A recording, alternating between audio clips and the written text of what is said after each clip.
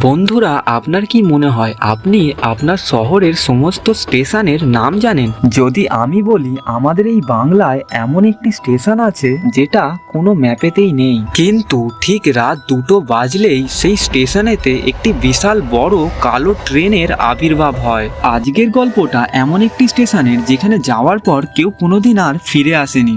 শীতকালের রাত, চারিদিকে ভীষণ কুয়াশা। আমি কারখানা থেকে বাড়ি ফিরছিলাম। সাইকেলের চাকায় আওয়াজ ছাড়া আর কিছুই শোনা যাচ্ছিল না। হঠাৎ দেখি আমি রাস্তা ভুল করে একটি পুরনো স্টেশনের সামনে দাঁড়িয়ে আছি। স্টেশনের বোর্ডে লেখা আছে প্ল্যাটফর্ম নাম্বার 0, কিন্তু আমার জানা ছিল এই লাইনে প্ল্যাটফর্ম 1 কিংবা 2 ছাড়া আর কিছুই নেই। স্টেশনটা একদম নিঃশব্দ, কিন্তু ঘড়ির কাঁটায় 2টো বাজতেই দূর থেকে একটা ভেরির মতো আওয়াজ শোনা গেল। কুয়াশা ছিঁড়ে একটি বিশাল কালো ইঞ্জিন দ্রুত গতিতে স্টেশনের মধ্যে ঢুকছে, কিন্তু বিশ্বাস করুন ওই ট্রেনেতে কোনো আলো ছিল না।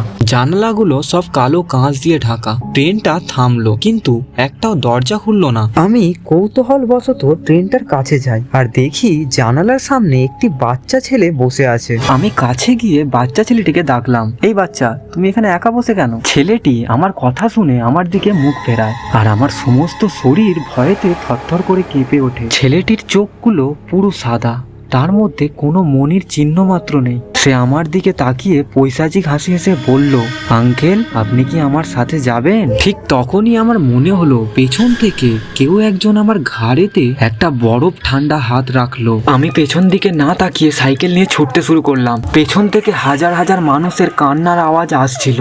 পরের দিন সকালে আমি আবার ওই জায়গায় গেলাম, কিন্তু সেখানে আর কোনো স্টেশন ছিল না। শুধু ছিল একটা পুরনো জঙ্গল আর ভাঙা রাস্তা, যেটা 50 বছর আগেই বন্ধ হয়ে গেছে। কি মনে হয় আপনাদের, ওটা কি ভুতুড়ে ট্রেন ছিল? কমেন্টে জানান যদি কখনো আপনাদের এই রকম ধরনের অভিজ্ঞতা হয়ে থাকে। ভালো লাগলে সাবস্ক্রাইব করুন।